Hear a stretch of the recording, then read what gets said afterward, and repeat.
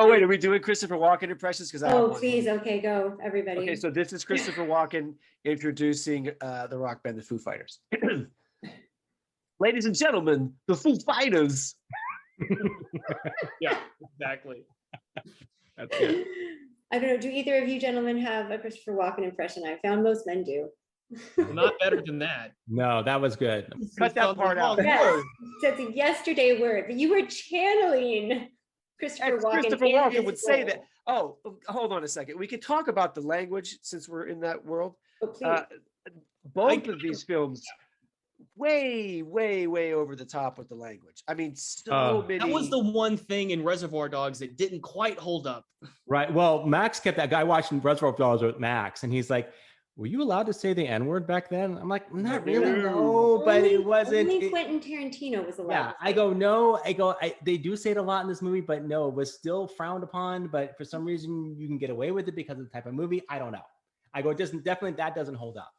And now he has, like, Samuel Jackson defends Quentin Tarantino's use of the word, which, I mean, I guess he's entitled to. Yeah, but sure. It is, nobody. Well, there is one black character in Reservoir Dogs, but the people that use that word, which is multiple, are white. So it did just strike me as It felt, at least to me, to be authentic to the characters. That's the thing. Oh, absolutely. You have a racist character. Yeah. Right. Yeah. I mean, clearly they were all that environment racist. in that world was very, very racist. So that fed into the kind of people they were. In Denver, they used that word too, right? I mean, there was several.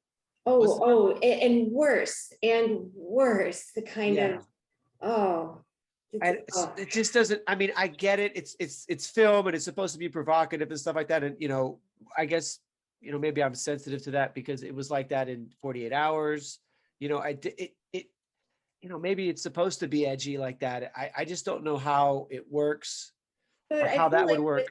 With Reservoir Dogs, the moments that the language is chosen at least feel more real to the story than in Denver. And one of the things, and we talk about just the language in general and how people talk to each other, both of these films kind of had that 40s noir kind of old cop feeling to it. Sure. But one of my favorite parts of Reservoir Dogs is the conversation at the very beginning, the Madonna conversation, like around the table, because not only is it's so great in its randomness, it's so true to somebody's point of view, but the camera work while they're having this conversation, you're meeting these people for the very first time, and through this one conversation that they're having, no matter how stupid or asinine it is, you get to know everybody's personality through their contribution to the conversation. It is so beautifully done without spoon feeding of like, here's who this person is and here's who's this person. They're having a conversation in a coffee shop and we know who everybody is by the end.